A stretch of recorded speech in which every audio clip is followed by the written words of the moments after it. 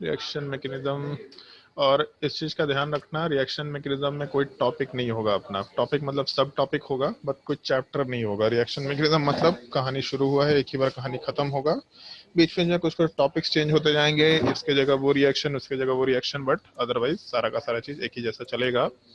थोड़ा ज्ञान की बातें कर लेते हैं। जैसे रिएक्शन मैकेनिज्म में हम लोग किस तरीके से पढ़ाई कर रहे होंगे, क्या क्या चीज़ों का कंसिडरेशन हम लोग को ध्यान रखते हुए चलना होगा, इन सब चीज़ों का थोड़ा बहुत हम लोग डिस्कशन कर रहे हैं बेसिकली। जैसे एक चीज़ ध्यान रखना, जैसे ऑर्गेनिक केमिस्ट्री वाले पार्ट में जीओसी, नोमेनक्लेचर, आइसोमरिज्म, ये तीन बेसिक पार्ट है जिन सबको यूज करते हैं हम लोग रिएक्शन मैकेनिज्म में चीज़ों को डिस्कस करने के लिए। बट रिएक्शन मैकेनिज्म वर्ड से मोस्टली ये समझ में आ रहा है हम लोगों को, जैसे कभी हम लोग ये टर्म रिएक्शन मैकेनिज्म यूज करें तो बेसिकली एक रिएक्टेंट हो सकता है दूसरे रिएक्टेंट के साथ कंबाइन करे, कॉम्बिनेशन हो, डिकम्पोजिशन हो, डजेंट मैटर, बेसिकली रिएक्टेंट वाला साइड प्रोडक्ट में कन्वर्ट हो रहा होगा। डिस्कशन ये है कि रिएक्टेंट वाला पार्ट जब प्रोडक्ट में कन्वर्ट होगा तो किस तरीके से कन्वर्जन हो रहा है, मतलब ये जो रिएक्शन हो रहा है, रिएक्शन किस तरीके से हो रहा है, बेसिकली हम लोग को इन चीज़ों से मतलब रखना होता है और उसके बेसिस पे हम लोग सारा कैलकुलेशन करते हैं। तो ये चीज़ बहुत ही ज़रूरी होता है हम लोग के लिए, किसी भी रिएक्शन को समझने के लिए कि हम लोग का रिएक्शन हो किस तरीके से रहा है।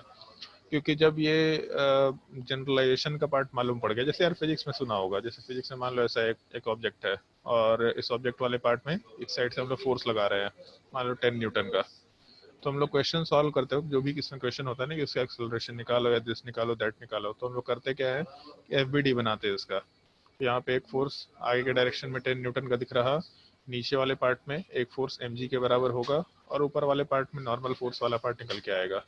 तो बेसिकली हम लोग का जो एफ है, अगर वो हम लोग बना ले तो उससे मालूम पड़ जाता है क्या क्या फोर्सेस कितने पार्ट को कैंसिल आउट कर रही है और वहां से अपना आंसर निकालना शुरू करता है। तो जैसे एक छोटे से ब्लॉक पे हम लोगों का फोर्स किस तरीके से वर्क कर रहा है, वो चीज़ हम लोग सीखते हैं। फिर उसी ब्लॉक को अलग अलग डायरेक्शन में रखने की कोशिश करते हैं। डायरेक्शन में रखने का मतलब एक इंक्लाइंड प्लेन पे एक ब्लॉक को रख दिया, तो उस केस में नीचे एम जी फोर्स वाला पार्ट, यहाँ सॉरी यहाँ एम जी फोर्स वाला पार्ट लगेगा, इस साइड में एम जी साइन थीटा लगता है शायद से, जहाँ तक हमको ध्यान है। उसके परपेंडिकुलर डायरेक्शन में, मतलब इस पार्टिकुलर डायरेक्शन में हम लोग के पास एम जी कॉस थीटा के बराबर वैल्यू निकल के आता है। एम जी कॉस थीटा के अपोजिट में हम लोग का जो नॉर्मल फोर्स है वो निकल के आएगा। अगर यहाँ सरफेस वाले पार्ट में फ्रिक्शन है जिसका कोफिशिएंट वाला पार्ट म्यू के बराबर है, तो जिस डायरेक्शन में मोशन है उसके अपोजिट डायरेक्शन में हम लोगों का फ्रिक्शनल फोर्स वाला part mu M G cos theta के बराबर भी निकल के आएगा। तो हम लोग ये सारा का सारा डायग्राम मेंशन करते हैं, सारे के सारे फोर्स को आइडेंटिफाई करते हैं और फोर्स को आइडेंटिफाई करने के बाद हम लोग ऐसा एफबीडी डायग्राम बना सकते हैं। मतलब एफबीडी डायग्राम ऑलमोस्ट ऐसा है, यहाँ एम जी हो गया, यहाँ वाले साइड में उसी का एक कंपोनेंट जो हम लोग एम जी साइन थीटा रखेंगे, परपेंडिकुलर डायरेक्शन में एम जी कॉस थीटा, ऊपर के डायरेक्शन में normal reaction force, opposite direction में फ्रिक्शनल फोर्स वाला पार्ट। तो ये तो खैर अपने काम का नहीं रहता, इसको छोड़ देते हैं, दो कंपोनेंट में ब्रेक कर दिया करते थे उस चीज़ को। तो इन सब चीज़ों से हम लोग आराम से डायग्राम के बेसिस में जो भी अपने कंसिडरेशन है उन सब चीज़ों को कैलकुलेट कर सकते हैं। उसी में चीज़ें एक्सटेंड हो सकती हैं। एक्सटेंड होने का मतलब जो डायग्राम है इसमें और भी वेरिएशंस पुट अप कर सकते हैं हम लोग, बहुत सारे टाइप के वेरिएशंस पुट अप कर सकते हैं, जो मन में आएगा वो चीज़ पुट अप कर सकते हैं। जैसे जब हम लोग रोटेशन की बात करते हैं तो मान लो एक इधर फोर्स लगा रहे हैं, इधर एक रोटेशन करा रहे हैं, तो एंगुलर रोटेशन वाला पार्ट भी है जिसकी वजह से टॉर्क डेवलप होगा, फिर एफ वाला पार्ट होगा। मतलब एक्चुअल में अगर ये बेसिक्स मालूम है कि हम लोग एफबीडी कैसे बनाते हैं, फोर्सेस कहाँ कहाँ एक्ट कर रहे हैं, उसके डायरेक्शन को कैसे डिटरमाइन करते हैं, तो कितना भी कॉम्प्लेक्स प्रॉब्लम है उसको हम लोग धीरे धीरे करके सॉल्व कर लिया करेंगे। मतलब उसके अगर सारे कंपोनेंट्स को ढंग से आइडेंटिफाई कर लेंगे तो उस क्वेश्चंस को हम लोग आराम से सॉल्व कर पाएंगे। मतलब पूरे के पूरे क्वेश्चन को सॉल्व करना बहुत मुश्किल नहीं रहेगा, थोड़ा डिफिकल्टी रहेगा। डिफिकल्टी इस चीज़ का होगा, ये बहुत ही अजीब टाइप का सवाल है। जैसे मान लो मेरे टाइम पे एक सवाल में डाउट आया था हमको, ऐसा एक सवाल दे रखा था कि एक बॉल है, इस बॉल वाले पार्ट से एक दूसरा बॉल बांधा हुआ है, ठीक है, दोनों बॉल स्टेशनरी है और फ्रिक्शनलेस सरफेस पे डाला हुआ है। तो ये जो रस्सी वाला पार्ट है ये बिल्कुल स्लैग्ड है, मतलब ढीला ढीला रस्सी पड़ा हुआ है, इसका लेंथ मान लेते हैं 1 मीटर के बराबर है। तो जब इस बॉल को हम लोग ऊपर फेंकेंगे, मतलब बिल्कुल ऐसे वर्टिकल डायरेक्शन में डालेंगे, कुछ वेलोसिटी v के बराबर दे दिया, तो जिस टाइम पे ये बॉल वाले पार्ट का डिस्टेंस इतना हो जाए ताकि रस्सी बिल्कुल स्ट्रेट हो जाए, तो उस टाइम पे दूसरे ब्लॉक का वो क्या होगा, मतलब उसका वेलोसिटी क्या होगा। तो ऑलमोस्ट ऐसा डायग्राम है कि बॉल जब यहाँ जाएगा तो ये रस्सी स्ट्रेट हो जाएगा, तब उस टाइम पे नीचे वाले का वेलोसिटी कितना होगा। तो इसमें यही सोच पाना थोड़ा मुश्किल हो जाता है कि बॉल का मोशन क्या होगा। बहुत मुश्किल भी नहीं है, बट थोड़ा इमेजिनेशन का चीज आता है। ये वाला पार्ट थोड़ा इधर शिफ्ट आ जाएगा, ये वाले का वेलोसिटी इधर निकल के आना शुरू हो जाएगा। एक्चुअल में इधर भी निकल के नहीं आएगा, बॉल वाला पार्ट ऊपर के डायरेक्शन में शिफ्ट होना शुरू हो जाएगा। इस तरह कुछ वेलोसिटी निकल के आना शुरू होगा, क्योंकि जैसे ये ऊपर जाएगा, मतलब इसको हम लोग इस बॉल को रोक करके बाकी को कंसिडर करते हैं। अगर ऐसा कंसिडर करने की कोशिश की तो बॉल को जब ऊपर खींचेंगे हाथ से पकड़ के, तो ये वाला पार्ट आइदर इस डायरेक्शन में आने की कोशिश करेगा, लेकिन इस रस्सी का मोशन तो ऊपर भी जा रहा है, तो बॉल ओवरऑल इस साइड भी आना शुरू करेगा, क्योंकि कोलिजन टाइप का केस है। तो ये इमेजिनेशन करना थोड़ा मुश्किल हो जाता है कि ये बॉल जब ऊपर जाता है तो नीचे का डायरेक्शन क्या होगा। तो उस इमेजिनेशन के पार्ट को जो भी धीरे धीरे करके कंसिडर करना शुरू कर लिए, तो फिर सवाल आराम से सॉल्व होना शुरू हो जाता है, क्योंकि हम लोग बेसिक्स वाले पार्ट को अगर जानते हैं कि कंपोनेंट को कैसे ब्रेक करते हैं, तो बहुत मुश्किल पार्ट नहीं रहता इस तरह का सवाल। बट दिक्कत क्वेश्चन के कंपोनेंट को ब्रेक करने के फॉर्मेट में होगा। बहुत सारे उसमें वेरिएशंस हो सकते हैं। जैसे आज ही एक सवाल देख रहे थे, फिजिक्स का ही सवाल था बेसिकली। जैसे एक ब्लॉक है, मतलब सॉरी एक बॉल है, इसका वेलोसिटी v है, ये दोनों के दोनों बॉल फ्रिक्शनलेस सरफेस पे है। और दूसरा एक बॉल है, इसको एंगुलर मोमेंटम w के बराबर दिया हुआ है। तो फ्रिक्शनलेस सरफेस पे है, मतलब बॉल कहीं भी मूव नहीं करेगा, एग्जैक्टली अपने एक्सिस के लॉन्ग मूव कर रहा होगा। तो एक बॉल को ओमेगा के बराबर एंगुलर रोटेशन का, सॉरी एंगुलर वेलोसिटी दे रखा है, और दूसरे बॉल को v वेलोसिटी दे रखा है। जब इन दोनों के बीच में कोलिजन होगा, तो कोलिजन इन इलास्टिक है। तो इन इलास्टिक कोलिजन है, तो उसके बाद क्या होगा? तो उसके बाद एक ये चीज होगा कि जो दूसरा बॉल है, इसका अगर एंगुलर रोटेशन नीचे के डायरेक्शन में ऐसा, तो जो पॉइंट ऑफ कांटेक्ट होगा, ये पार्ट, मतलब जो लेफ्ट वाला पार्ट है, सॉरी राइट वाला पार्ट है, ये राइट साइड वाले पे फ्रिक्शनल फोर्स एक्ट कराएगा ही कराएगा, मतलब फ्रिक्शन फोर्स लगाने की कोशिश करेगा, तो इसके बॉल को नीचे के डायरेक्शन में मूव कराएगा। तो जब कोलिजन हो जाएगा, तो कोलिजन होने के बाद जो अपना दूसरा बॉल है, इसका तो एंगुलर रोटेशन जैसा था वैसे ही रह जाएगा, मतलब थोड़ा घटेगा स्पीड, बट डायरेक्शन सेम रहेगा। जबकि पहले वाले बॉल का डायरेक्शन नीचे की तरफ आ जाएगा। और उसके अलावा क्योंकि हम लोग का वेलोसिटी v राइट साइड में है, तो जब ये दोनों टकराएंगे, तो दोनों का वेलोसिटी परफेक्टली इन इलास्टिक बोला, तो दोनों का वेलोसिटी एक ही डायरेक्शन में हो जाएगा। मान लेते हैं v डैश के बराबर, तो दूसरे का भी v डैश के बराबर वेलोसिटी हो जाएगा। तो कोई भी डायग्राम जब दिया, कोई भी सिचुएशन दिया, उस सिचुएशन में किस तरीके से कहाँ कहाँ क्या फोर्सेस एक्ट कर रहा है, इन चीज को आइडेंटिफाई करते हैं, तो फिर सवाल में फिर चीजें बेसिक फॉर्म में आराम से सॉल्व होनी शुरू हो जाती है। सवाल का कॉम्प्लेक्सिटी बढ़ाना मुश्किल चीज नहीं है। कॉम्प्लेक्सिटी हम लोग बहुत सारी चीजें बढ़ा सकते हैं, लेकिन जो बेसिक्स है वो कभी चेंज नहीं होने वाला। मतलब बेसिक्स चेंज नहीं होने वाले का मतलब है कि जैसा हम लोग एक बेसिक सवाल सॉल्व करेंगे, एग्जैक्टली सिमिलर टाइप के बेसिक्स पे हम लोग आगे बढ़ेंगे। हो सकता है उसमें जैसे शुरू में हम लोग Newton's law of motion, sorry शुरू में हम लोग लॉज ऑफ मोशन पढ़ते हैं, फिर लॉज ऑफ मोशन खत्म होने के बाद फिर हम लोग न्यूटन्स लॉ ऑफ मोशन पढ़ते हैं, फिर न्यूटन्स लॉ ऑफ मोशन खत्म होने के बाद फिर हम लोग वर्क पावर एनर्जी पढ़ते हैं, फिर सेंटर ऑफ मास कोलिजन पढ़ते हैं, फिर उसका सर्कुलर मोशन आता है और रोटेशन आता है। रोटेशन लोग भारी बोलते हैं, एक्चुअली में रोटेशन भारी नहीं है। रोटेशन इन पांचों कंपोनेंट का सम है। न्यूटन्स लॉ ऑफ मोशन, उससे पहले काइनेमेटिक वाला मोशन हो सकता है 3 डायमेंशन में भी दे रखा हो, बेसिकली 2 डायमेंशन में दे रखा हो, 2 ही डायमेंशन होगा नॉर्मली। तो मोशन वाला पार्ट, एनएलएम वाला part, work power energy, centre of mass, collision, ये सारे के सारे पार्ट को, और उसके अलावा टॉर्क जो मोमेंट ऑफ इनर्शिया, ये 4-5 पार्ट को जब हम लोग कंबाइन करते हैं, तब जाके हम लोगों का रोटेशन वाला टॉपिक शुरू होता है।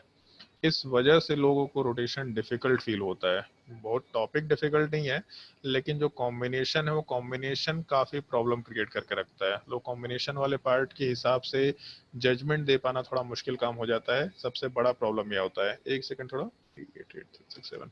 तो इस केस में हम लोग नॉर्मली जब उन सब टॉपिक्स को पढ़ते हैं, तो उससे पहले हम लोग बहुत सारे बेसिक क्वेश्चंस को सॉल्व करके रखते हैं। जैसे बहुत सारे लोगों का डाउट आया था कि सर हमको रोटेशन का ही डाउट क्लास चाहिए। रोटेशन का एक्चुअल में डाउट क्लास जैसा कुछ नहीं होता, रोटेशन का डाउट क्लास तो दे भी नहीं सकते। पॉइंट ये होता है, जो हम लोग रोटेशन कंसिडर कर रहे होते हैं, एक सेकंड, हाँ, जब हम रोटेशन की बात कर रहे होते हैं, तो उस केस में सारे के सारे जो बेसिक पार्ट है, उन सब चीजों को ढंग से कर रखा होगा, तो रोटेशन को कनेक्ट करना ज्यादा आसान हो जाएगा। अगर उन बेसिक पार्ट को, न्यूटन्स लॉ ऑफ मोशन हो गया, या फिर काइनेमेटिक्स हो गया, वर्क पावर एनर्जी वाला पार्ट हो गया, अगर इन सब चीजों को अच्छे से नहीं किया है, तो रोटेशन में कुछ समझ में नहीं आएगा। कुछ क्वेश्चंस करा देना इज नॉट रोटेशन। हर एक चीजों को कनेक्ट करना रोटेशन का पार्ट होता है। तो सेम टाइप का यहाँ चीजें चलता है। जैसे वहां पे हम लोग टर्म यूज करते हैं मैकेनिक्स, सेम टाइप से यहाँ पे मैकेनिज्म की बात कर रहे हैं हम लोग, रिएक्शन मैकेनिज्म। हर एक रिएक्शन से एसोसिएटेड एक पार्टिकुलर तरीका है, एक पार्टिकुलर बोल सकते हैं रीज़न है, एक पार्टिकुलर लॉजिक है कि ऐसा क्यों हो रहा, और अगर ये चीज़ ऐसा हो रहा है तो बाकी चीज़ें भी इस फॉर्मेट में पुटअप हो पाएंगी क्या। तो हम लोग बेसिकली रिएक्शन मैकेनिज्म में यही करने की कोशिश करते हैं कि जो भी चीज़ें सिमिलर टाइप की हैं, सारी चीज़ें सिमिलर नहीं होंगी। जैसे मैकेनिक्स में भी न्यूटन्स लॉ ऑफ मोशन थोड़ा अलग था, वर्क और एनर्जी अलग है, उसमें वर्क एनर्जी थ्योरम चलता है, जबकि सेंटर ऑफ मास अलग चीज़ है, कोलिजन अलग चीज़ है। तो हम लोग उन सारी चीज़ों को या सारे डॉट्स को कनेक्ट करने की कोशिश करते हैं। तो शुरू का अप्रोक्सीमेटली 60% वो डॉट्स हम लोग डिस्कस करेंगे, चीज़ें धीरे धीरे कनेक्ट करना शुरू करेंगे, और लास्ट का 40% वो जो डॉट्स जो भी कनेक्ट हो गए, बस उन्हीं कनेक्शंस को हम लोग एक जगह पे पुटअप करना शुरू करते हैं, जो कि सबसे लास्ट में बेसिकली कार्बोनिल कंपाउंड में आता है। अब कार्बोनिल कंपाउंड में केवल एल्डिहाइड कीटोन हो, या फिर कार्बोक्सिलिक एसिड वाला पार्ट हो, या फिर नाइट्रोजन कंटेनिंग कंपाउंड हो, इससे मतलब नहीं होता। बट लास्ट में ये तीन टॉपिक, एक्चुअल में नाइट्रोजन कंटेनिंग कंपाउंड भी बहुत ज़्यादा नहीं होता, एल्डिहाइड कीटोन कार्बोक्सिलिक एसिड वाला पार्ट। तो लास्ट के केसेस में जो हम लोग टॉपिक्स पढ़ेंगे, इन सब टॉपिक्स में और कुछ नाम होते हैं जिनको ध्यान रखना होता है, उस चीज़ को हम लोग ओवरऑल कॉमन लैंग्वेज में नेम्ड रिएक्शंस बोलेंगे। जैसे क्लास 11th में जिन लोगों का स्कूलिंग एग्जाम चलता होगा वो सुन रखे होंगे वुर्ज रिएक्शन, या फिर एक और रिएक्शन सुन रखे होंगे कोल्ब्स इलेक्ट्रोलिसिस। तो इस तरह के जो रिएक्शंस है, वुर्ज रिएक्शन या कोल्ब्स इलेक्ट्रोलिसिस, इस तरह के केसेस को हम लोग नेम्ड रिएक्शन बोल सकते हैं। मतलब हम लोग इसको एक्चुअल में नेम्ड रिएक्शन के जैसा कंसिडर नहीं कर रहे हैं। नेम्ड रिएक्शन का मतलब वैसे नाम से रिलेटेड रिएक्शन जो काफ़ी कॉम्प्लिकेटेड है, काफ़ी डिफिकल्ट है, हम लोग वैसे रिएक्शंस को नेम्ड रिएक्शन में रखेंगे, जो कि 16 17 18 के अराउंड है ओवरऑल। बट अदरवाइज जहाँ कहीं भी किसी एक रिएक्शन में कोई नाम एसोसिएटेड है, मतलब किसी भी साइंटिस्ट का नाम या कोई सर्टेन टाइप का नाम, तो उस चीज़ को हम लोग नेम्ड रिएक्शन आराम से बोल सकते हैं। तो ये नेम्ड रिएक्शन में एल्डिहाइड कीटोन्स में हम लोग उन सारे के सारे 60% के जो बेसिक पार्ट हम लोगों ने पढ़े थे, उन सबको हम लोग डिस्कस करना शुरू करेंगे। तो हर एक डॉट मालूम होना चाहिए, अगर उसमें एक भी डॉट गायब होगा तो आगे कहीं ना कहीं दिक्कत आएगा, उसमें हम ज़्यादा कुछ नहीं कर सकेंगे। मतलब एग्जैक्टली होती सिंपल सा सजेशन है, अगर दिक्कत आना शुरू हुआ कहीं पे भी तो तुरंत पूछ लो। जो होमवर्क बोलते हैं, जितना होमवर्क बोलते हैं, कैसे भी टाइम निकाल के कंप्लीट करो ही करो। बाकी कोई मैथ्स फिजिक्स का काम छोड़ना है छोड़ दो, हमको कोई दिक्कत नहीं है। जैसे हम लास्ट ईयर एक एक्सपेरिमेंट भी किए थे, जो सी बैच था 12th क्लास का, उसमें हम शुरू से सब कुछ पढ़ाए, हम लोग को बोले थे बस नोट्स कॉपी बार बार रिवाइज करता रहेगा, कोई होमवर्क नहीं, कोई क्वेश्चन सॉल्विंग नहीं करना है। और वो काफ़ी अच्छा तरीका था, हम भी ऐसे ही पढ़ाई किए थे अपने टाइम पे। पहले सारा का सारा थ्योरी रीड कर लिए, उसके बाद एक लाइन से क्वेश्चन बनाना शुरू किए। बट तुम लोगों के टाइम पे थोड़ा सा हम वेरिएशन करेंगे, हम लोग जो भी चीज़ें पढ़ाएंगे उससे रिलेटेड तुम्हारे बुकलेट के कुछ क्वेश्चंस हम क्लास में देते जाएंगे, और जो वर्कशीट है वो चीज़ मिलता जाएगा तुमको क्लास में, और उसमें जो भी क्वेश्चन तुमको मिलता है उसको ट्राई करना ही करना, और सेम डे ट्राई करना है। ये भी नहीं कि हम एक दिन बात कर लेंगे, हो सके तो सेम डे ट्राई करो, नहीं मौका मिलता है तो अगले दिन ट्राई करके रखो, क्योंकि मतलब बिल्कुल फ्रेशली चीज़ें दिमाग में होनी चाहिए। आज पढ़ाई किया और सेम डे उस क्वेश्चन को ट्राई किया, उस टाइप के टॉपिक को ट्राई किया, तो उसमें तुम्हारे पास एक चीज़ हो जाएगा कि हाँ ठीक है, इस तरह का टॉपिक हमको बेसिक क्वेश्चंस के फॉर्म में प्रैक्टिस करना आ रहा है। और बीच बीच में काफ़ी डिफिकल्ट क्वेश्चंस भी डालेंगे, ताकि तुम लोगों का जो लॉजिकल एप्टीट्यूड है किसी क्वेश्चन को देख के सॉल्व करने का, वो आराम से बढ़े। और एक चीज़ ध्यान रखना, हमेशा एकदम सिंपल सा कंसेप्ट है ये, ऐसा कोई रूल नहीं है कि हर एक क्वेश्चन को बनाने का एक ही तरीका होगा।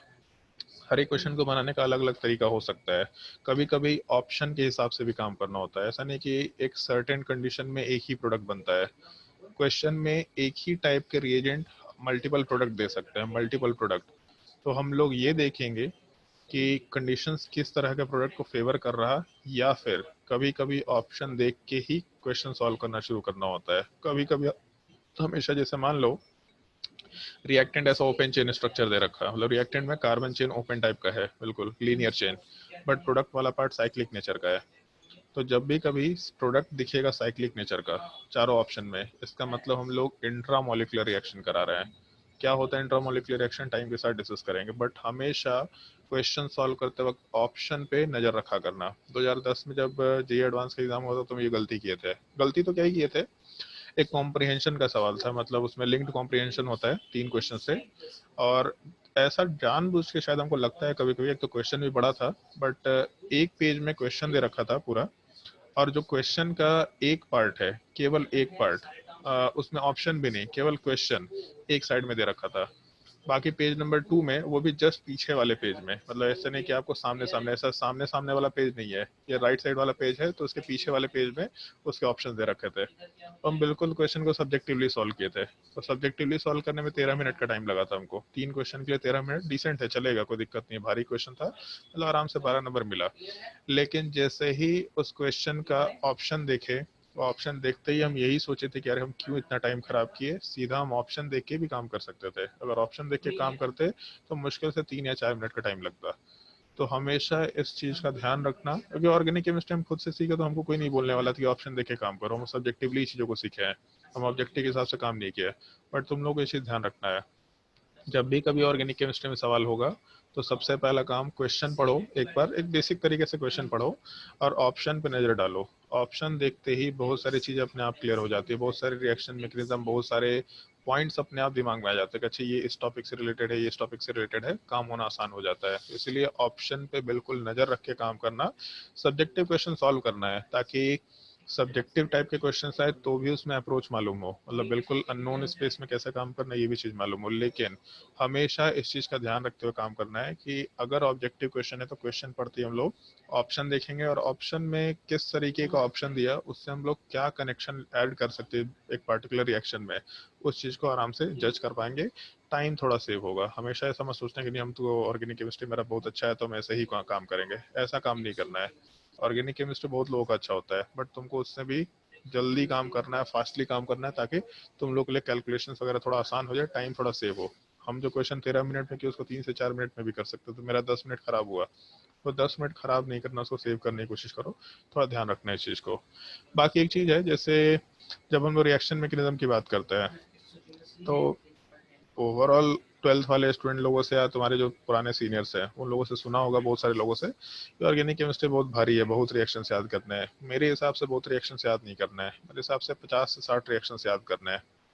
इन 50 से 60 रिएक्शंस में एक तो जो तुम्हारा कुछ इनऑर्गेनिक टाइप का रिएक्शन है, एकदम प्रॉपरली इनऑर्गेनिक टाइप का रिएक्शन है जिसका कोई मैकेनिज्म नहीं है, उन सब चीज़ों को याद रखना होगा। जैसे उसमें ऑक्सीडेशन का रिएक्शन है, कुछ कुछ कुछ रिडक्शन का रिएक्शन है, किसी का तो मैकेनिज्म भी है बट कुछ कुछ याद रखना है। और इसके अलावा भी कुछ रिएक्शंस हैं, जैसे अगर हम लोग बेंजीन वाले पार्ट का रिएक्शन जिंक डस्ट के साथ कराते हैं, तो इस केस में सीधा हम लोग को, मतलब सॉरी बेंजीन नहीं, फिनॉल का रिएक्शन अगर हम लोग जिंक डस्ट के साथ कराते हैं in the presence of heating, तो सीधा बेंजीन बनता है। कोई मैकेनिज्म नहीं है इसका, और मैकेनिज्म डिस्कस भी नहीं, मतलब मैकेनिज्म है बट अपने सिलेबस का पार्ट नहीं है, और हम लोग उसको डिस्कस भी नहीं करते। इसको सीधा तुम लोगों को याद रखना है, मतलब ये रिएक्शन इनऑर्गेनिक के टाइप का रिएक्शन होगा, तो इस तरीके के 30 से 40 रिएक्शन है जो हम लोग को ध्यान रखना है। उसके अलावा सारे के सारे मैकेनिज्म ओरिएंटेड जो सवाल है, मतलब मैकेनिज्म के ऊपर बहुत सारे रिएक्शंस को हम लोग प्लेस कर सकते हैं। अप्रोक्सीमेटली 16 मैकेनिज्म है, मतलब 15 से 16 मैकेनिज्म है जो जनरलाइज वे में हम लोग यूज करके चल सकते हैं। उन मैकेनिज्म के ऊपर भी सवाल है जो 16-17 रिएक्शन, 14-15 रिएक्शंस के फॉर्मेट में आराम से हम लोग डिवाइड कर सकते हैं। और उसके अलावा कुछ नेम्ड रिएक्शन है जिसको ध्यान रखना होता है। तो नेम्ड रिएक्शन एक्चुअल में इन मैकेनिज्म का ही कॉम्बिनेशन है, लेकिन उसमें रिएजेंट्स बिल्कुल स्पेसिफिक होते हैं, सारे रिएक्शंस वगैरह बिल्कुल स्पेसिफिक टाइप के होने शुरू हो जाते हैं। इस तरह के 10 से 12 रिएक्शंस होंगे इन मैकेनिज्म के अलावा जो हम लोग को कंसिडर करना होगा। कुछ तो मैकेनिज्म भी नेम्ड रिएक्शन ही है, जैसे बेंजाइन मैकेनिज्म, वो नेम्ड रिएक्शन ही है, बट हम लोग उसको अलग से नेम्ड रिएक्शन में डिस्कस करते हुए भी हम उसको अभी मैकेनिज्म का पार्ट मान रहे हैं। बट अदरवाइज नॉर्मली 10 से 12 प्योर नेम्ड रिएक्शन है जो हम लोग अलग से डिस्कस किया करते हैं। काफी डिफिकल्ट टाइप के पार्ट दिखाई देते हैं, एक एक पेज का रिएक्शन मैकेनिज्म होगा, ज्यादा ही हो सकता है। इन सब चीजों को हम लोग लास्ट में डिस्कस करेंगे। तो ओवरऑल एक्चुअल में 30 से 40 में नहीं है, 30-35 के अराउंड होगा। ओवरऑल हम लोग के पास 60-70 रिएक्शन के अराउंड हम लोग को टोटल रिएक्शन दिखाई देंगे। तो लोग उसको बोलते हैं बहुत रिएक्शन है, 500-600 रिएक्शन याद रखने एनसीईआरटी में। अगर समझ के काम करेंगे ये पार्ट रिएक्शन मैकेनिज्म, तो टोटल 16-17 रिएक्शंस है। अगर ये नहीं समझेंगे तो एक्चुअल में बहुत सारे रिएक्शंस है।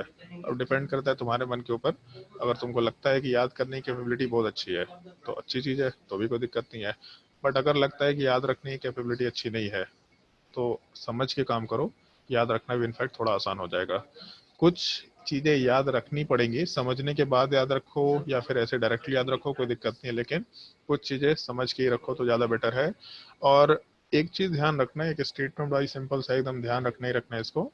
ऑर्गेनिक केमिस्ट्री में हर एक चीज़ लॉजिकल है, हर एक चीज़, मतलब उसमें 100% चीज़ें लॉजिकल है। हो सकता है कि किसी चीज का लॉजिक हमको ना मालूम हो सकता है हम गेस नहीं कर पा रहे, हमको नहीं मालूम, लेकिन हर एक चीज का लॉजिक है। तो अगर कोई सवाल पूछेगा तो बिल्कुल हर एक चीज का लॉजिक हो, सर ये क्यों हो गया, ये क्यों नहीं हुआ। तो जैसे जीओसी तक का पार्ट हम लोग मान के चल सकते हैं कि रटने वाला है, केमिकल बॉन्डिंग है, बट जीओसी के बाद रिएक्शन मैकेनिज्म में 100% चीजें लॉजिकल है। तो अगर तुमको कुछ भी नहीं समझ में आएगा कि सर ये चीज ऐसा ही क्यों है, ऐसा भी तो हो सकता है, तो बेहिचक डाउट पूछ सकते हैं, बट एक बार सोच लेना कि ये चीज ऐसा क्यों होगा, खुद से जज कर पा रहे हैं क्या। अगर खुद से जज कर पा रहे हैं तो बेस्ट पॉसिबल सिनेरियो है। उसके बाद तुमको ऑर्गेनिक केमिस्ट्री सिखाने की बहुत ज़्यादा जरूरत नहीं पड़ेगी, लास्ट में तुम्हारे तरफ से आंसर आना शुरू हो जाएगा, तुम्हारा ऑर्गेनिक केमिस्ट्री अपने आप अच्छा हो जाएगा। मतलब इसको अच्छा करने के लिए 100% चीज़ें पढ़ने की जरूरत नहीं है, 60-70% में तुमको मालूम पड़ जाएगा ऑर्गेनिक केमिस्ट्री तुम्हारा कितना अच्छा चल रहा है। ठीक है, तो हम लोग जैसे कुछ बहुत ही बेसिक टाइप के दो रिएक्शंस है जो कि हम लोग बिल्कुल शुरू में डिस्कस कर लिया करते हैं, क्योंकि इस चीज़ को हम कहीं भी यूज़ कर लेंगे। जैसे मोल कंसेप्ट जब पढ़ते हैं हम लोग, तो मोल कंसेप्ट में हम लोग एक छोटा सा टॉपिक डिस्कस करते हैं, सीक्वेंशियल रिएक्शन। एक्चुअल में कुछ होता नहीं है, बस सीक्वेंशियल रिएक्शन में ये है कि ए वाले पार्ट से बी बना, बी वाले पार्ट से सी बना, सी वाले पार्ट से डी बना। तो ऐसे एक रिएक्शन का प्रोडक्ट दूसरी रिएक्शन का रिएक्टेंट होता है। तो सीक्वेंशियल रिएक्शन जब भी दे रखा होगा जे मेंस में, जे एडवांस में, तो मान के चलो कि उस सीक्वेंशियल रिएक्शन का एक पार्ट बाय डिफॉल्ट ओजोलिसिस होता है। बहुत सिंपल सा इक्वेशन होता है, बहुत ही सिंपल सा एक रिएक्शन है। प्रोडक्ट बनाना बहुत सिंपल सा केस है, मैकेनिज्म हम लोग आगे डिस्कस करेंगे, बट प्रोडक्ट कैसे बनता है ये पार्ट बहुत ही सिंपल सा सिनेरियो है। तो हम लोग इस चीज का एक डिस्कशन कर लेंगे। और दूसरा एक और पार्ट होता है मोनोक्लोरो प्रोडक्ट। ये चीज एक्चुअल में ऑप्टिकल आइसोमरिज्म का पार्ट है, मतलब मोनोक्लोरो प्रोडक्ट वाला पार्ट। अगर हम लोग एक हेलोजिनेशन कराते हैं, एक क्लोरीनेशन कराते हैं, तो कितने प्रोडक्ट बन सकते हैं। तो पहले हम लोग ओजोनलिसिस डिस्कस करेंगे, फिर उसके बाद मोनोक्लोरो प्रोडक्ट वाला पार्ट और डिस्कशन यहाँ से शुरू करते हैं। तो जैसे जब हम लोग ओजोनलिसिस की बात करते हैं, तो ओजोनलिसिस का बेसिक मतलब क्या होता है, पहले इस चीज का डिस्कशन कर लेते हैं। ये ओजोनलिसिस वाले पार्ट में जब भी कभी हम लोग किसी कंपाउंड का रिएक्शन या किसी अल्कीन का रिएक्शन या अल्काइन का रिएक्शन ओजोन के साथ कराते हैं। तो जैसे मान लो ऐसा रिएक्शन दे रखा CH2 के साथ CH2, तो इसका रिएक्शन जब हम लोग O3 के साथ कराएंगे, ओजोन, बेसिकली ओजोनलिसिस में दो तरह का ओजोनलिसिस होगा, बट अभी के लिए हम एक ही टाइप का ओजोनलिसिस मान के चल रहे हैं। अगर O3 के साथ कराए in the presence of H2O, और हम लोग सेकेंड स्टेप में जिंक को यूज करके चले या फिर डाई मिथाइल सल्फाइड को यूज करके चले, जिंक और DMS, तब इस केस में हम लोग कुछ करना नहीं होता, प्रोडक्ट बनाना बहुत सिंपल सा केस होगा।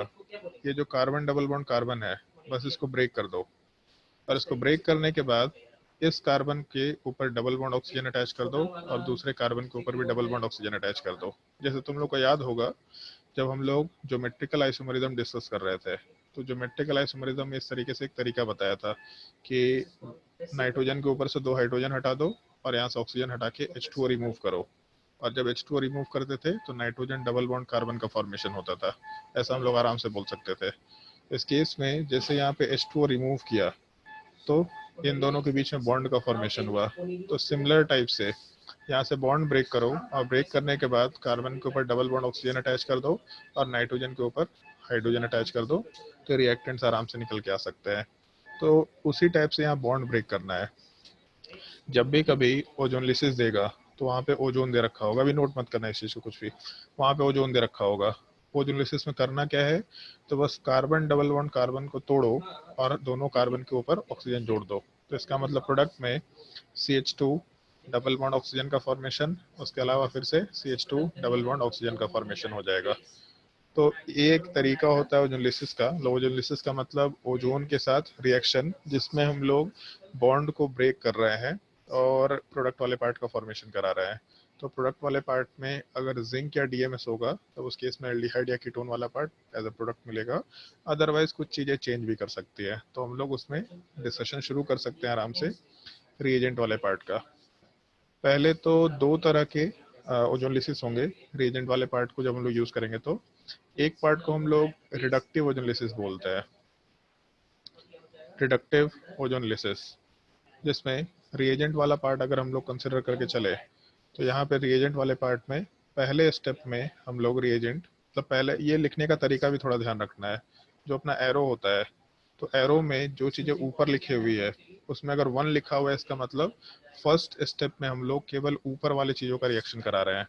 उसके बाद अगर 2 नंबर पे कुछ दिया तो 2 नंबर में केवल दूसरे का रिएक्शन करा रहे हैं, मतलब ये स्टेप वाइज रिएक्शन हो सकता है। जैसे अगर यहाँ ऐसा दे रखा O3 के साथ H2O, इसका मतलब ये है ओजोन के साथ H2O के प्रेजेंस में हम लोग फर्स्ट स्टेप में रिएक्शन करा रहे हैं। फिर उसके बाद सेकेंड स्टेप में जिंक और डाई मिथाइल सल्फाइड दे रखा, DMS। DMS का नाम साइड में लिख देते हैं, डाई मिथाइल सल्फाइड। तो इस केस में अगर फर्स्ट स्टेप और सेकंड स्टेप दे रखा, इसका मतलब पहले हम लोग फर्स्ट वाले केसेस के साथ रिएक्शन करा रहे हैं, और जब तक पहले रिएक्शन का पार्ट कंप्लीट नहीं होता तब तक हम लोग ये सेकंड वाला रिएजेंट को इंट्रोड्यूस नहीं करेंगे। अगर 1 और 2 नहीं दे रखा होता, ऐसा दे रखा होता, तो इन जनरल ये कन्वेंशन माना जाता है कि नीचे जो वाला पार्ट है ये सॉल्वेंट होता है, जो सॉल्वेंट के जैसे नीचे वाला पार्ट बिहेव कर सकता है। बट अगर सवाल में 1 नंबर और 2 नंबर दे रखा, मतलब पहले स्टेप में केवल हम लोग O3 और H2O के साथ रिएक्शन कराएंगे, और जब तक कि ये पूरा रिएक्शन खत्म नहीं हो जाता तब तक हम लोग जिंक और DMS का रिएक्शन कैरी आउट नहीं कर रहे होंगे। फर्स्ट नंबर में सारे रिएजेंट्स के साथ जब रिएक्शन हो गया तो उसी के प्रोडक्ट का रिएक्शन हम लोग जिंक और DMS वाले पार्ट के साथ कैरी आउट करते हैं। इसको हम लोग रिडक्टिव एनालिसिस के लिए आराम से यूज करके चलेंगे, और इसमें बस ये पॉइंट ध्यान रखना होता है, एल्डिहाइड और ketone can be formed as a product. तो जब हम लोग रिडक्टिव एनालिसिस कराएंगे तो उस केस में हम लोग का प्रोडक्ट केवल एल्डिहाइड या कीटोन बनेगा, कभी भी इसके बाद आगे का कोई प्रोडक्ट नहीं बन सकता, मतलब मैक्सिमम एल्डिहाइड और कीटोन बन सकता है। और जब हम लोग ऑक्सीडेटिव एनालिसिस कराते हैं तो उसमें एक छोटा सा पार्ट होता है, जैसे शायद से पता नहीं 10th क्लास में पढ़ा था कि नहीं पढ़ा था, ऑक्सीडेटिव ऑक्सीडेशन और रिडक्शन वाले पार्ट में इस तरह के।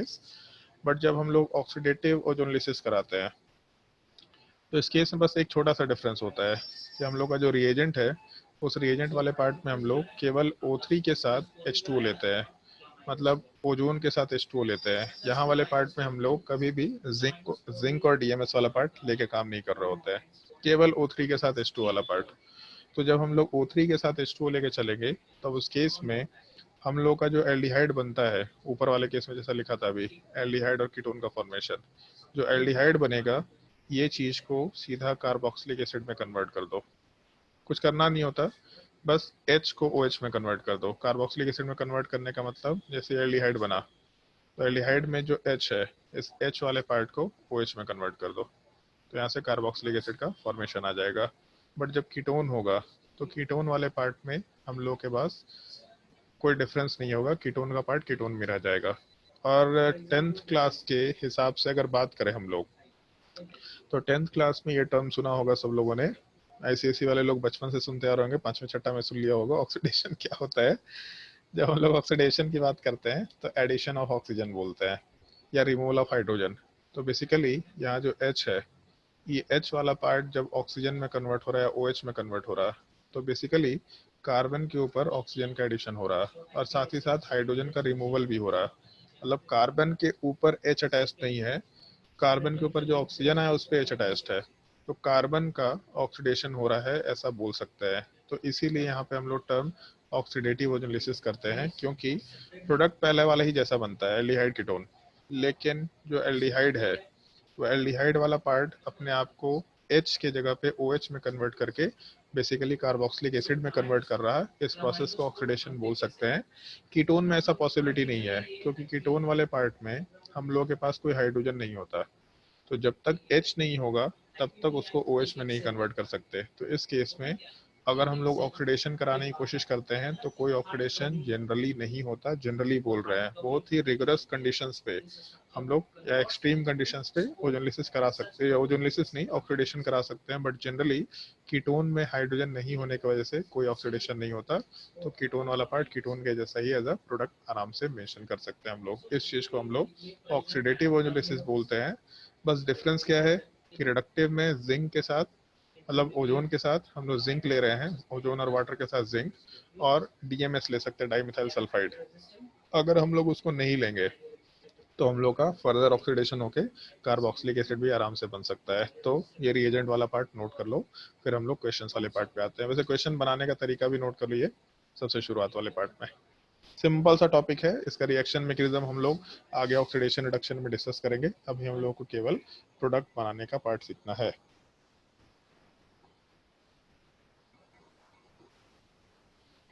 और एक्चुअल में इनफैक्ट थोड़ा मजेदार टॉपिक भी है, काफी मजेदार टॉपिक है।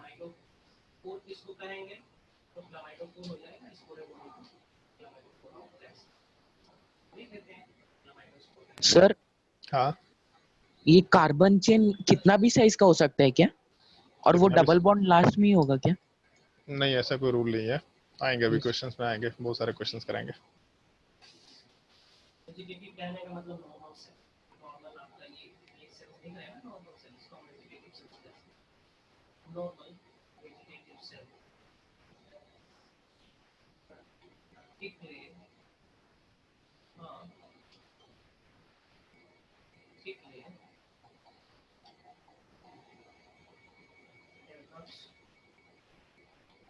ये तरीका ध्यान रखना, डबल बॉन्ड तोड़ो और डबल बॉन्ड ऑक्सीजन जोड़ो, मतलब कार्बन कार्बन बॉन्ड तोड़ो और ऑक्सीजन जोड़ो। तो अल्कीन होना या डबल बॉन्ड या पाई बॉन्ड होना जरूरी है, मतलब ट्रिपल बॉन्ड हो सकता है, कोई दिक्कत नहीं है, सिंगल बॉन्ड नहीं होना चाहिए।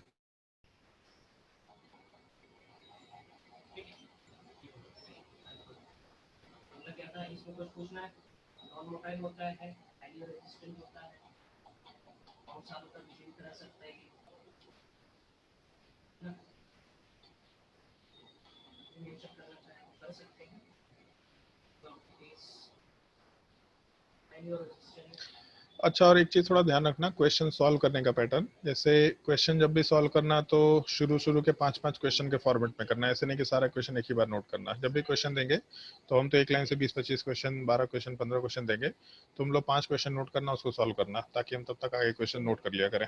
थोड़ा ध्यान रखना इस चीज का, तुम लोगों को सारे क्वेश्चन नोट करने की जरूरत नहीं है। क्वेश्चन सॉल्व करने पे ज्यादा दिमाग लगाना रेदर देन क्वेश्चन छापने पे।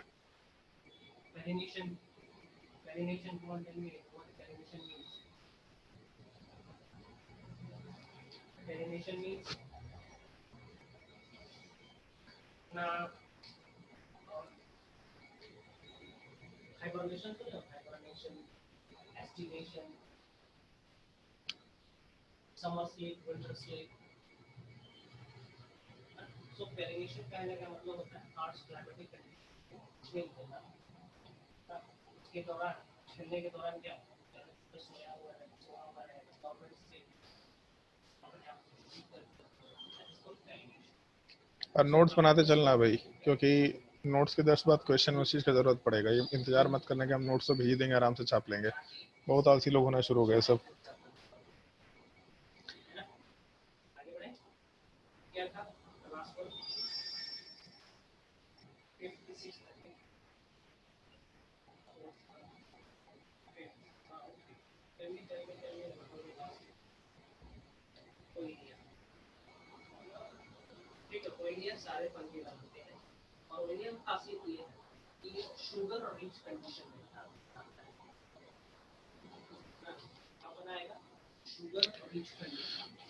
चलो, अगर नोट कर लिया तो आगे बढ़ते हैं। कुछ पॉइंट्स का थोड़ा ध्यान रखना होगा, कुछ पॉइंट्स का ध्यान रखने का मतलब है, जैसे एक पॉइंट ऐसा ध्यान रख सकते हैं, ड्यूरिंग ओजोनलिसिस, और एक चीज तो है, जैसे ओजोन लिसिस वर्ड यूज कर रहे हैं, ओजोन से रिलेटेड रिएक्शन होगा तभी ओजोन ओजोन वर्ड यूज कर रहे हैं यहाँ पे। ओजोन लिसिस वाले पार्ट में एक चीज बिल्कुल फिक्स्ड है कि ओजोन रिएक्टेंट होना चाहिए, और ऐसा कहीं कोई रिएक्शन नहीं है, इस चीज का ध्यान रखना। ड्यूरिंग पाई बॉन्ड्स ब्रेक्स, एक कार्बन चेन के अंदर जितने भी पाई बॉन्ड होंगे उन सब को ब्रेक कर रहे होते हैं हम लोग। अगर एक पाई बॉन्ड है तो उसको ब्रेक करो, अगर दो है तो दोनों को ब्रेक करो, अगर चार है तो चारों को ब्रेक करो, सारे के सारे पाई बॉन्ड्स को हम लोग ब्रेक करके काम करते हैं। इस एक चीज का थोड़ा ध्यान रखना होगा। Second,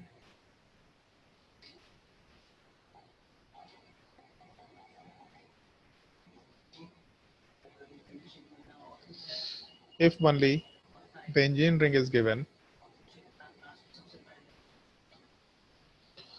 if only benzene ring is given, then the benzene ring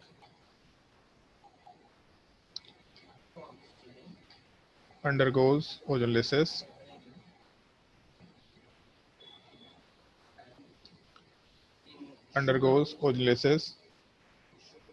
but if any pi bond, और इस पॉइंट को स्टार मार्क करके भी रखो, थोड़ा अच्छा पॉइंट है।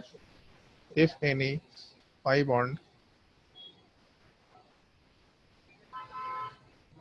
other than benzene ring is present,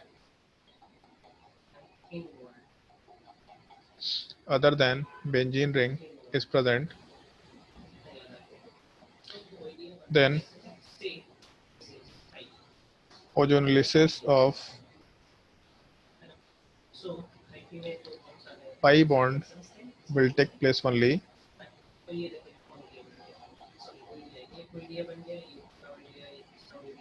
will take place only, not the benzene ring.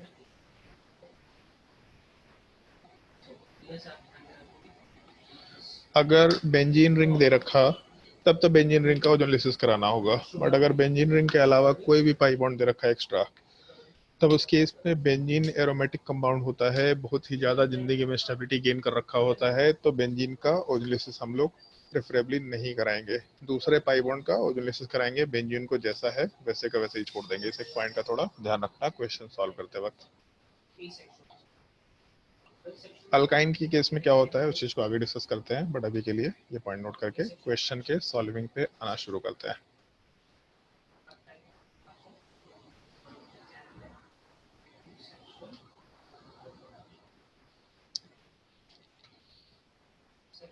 और एक और चीज थोड़ा ध्यान रखना, जैसे इन जनरल जब ओजोनलिसिस बोलेगा मतलब बाय डिफॉल्ट रिडक्टिव ओजोनलिसिस है, अदरवाइज अगर ऑक्सीडेटिव मेंशन नहीं किया, मतलब अगर मेंशन किया है find the oxidative ozonolysis product या रिएजेंट मेंशन कर रखा है, तब ऑक्सीडेटिव कराओ, अदरवाइज हमेशा रिडक्टिव ही ओजोनलिसिस कराना। एक थोड़ा सा कन्वेंशन मान के आराम से चल सकता है। तो क्वेश्चन नोट करो, सर फाइंड एक बार द, ऊपर स्क्रॉल कर। ऊपर स्क्रॉल करे यहाँ और हाँ, ऊपर, नहीं नहीं बस ऊपर काफी। Okay. Find the ozonolysis product, बड़ा सिंपल सा केस है, बहुत ही मजेदार टॉपिक है, मजा आएगा, बस डबल बॉन्ड तोड़ते जाना है, पाई डबल बॉन्ड ऑक्सीजन तोड़ते जाना है। भारी क्या होगा वो हम बताएंगे तुम लोग को, अभी जब नोमेनक्लेचर उसमें ऐड करेंगे तब मालूम पड़ेगा भारी क्या होता है। और बहुत बेइज्जती करेंगे जिन लोगों को नोमेनक्लेचर नहीं आता है, देख लेना भाई, बहुत बेइज्जती होगा अगर नोमेनक्लेचर भी नहीं बनेगा तो। सर मत ऐड कीजिएगा। क्या?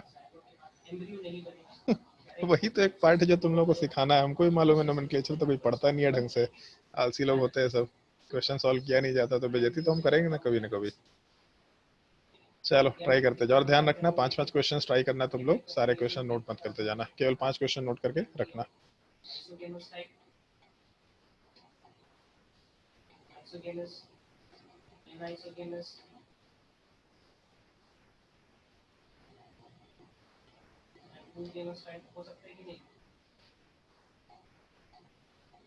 जितने पाई बॉन्ड है सबको ब्रेक करना होता है, सारे के सारे पाई बॉन्ड।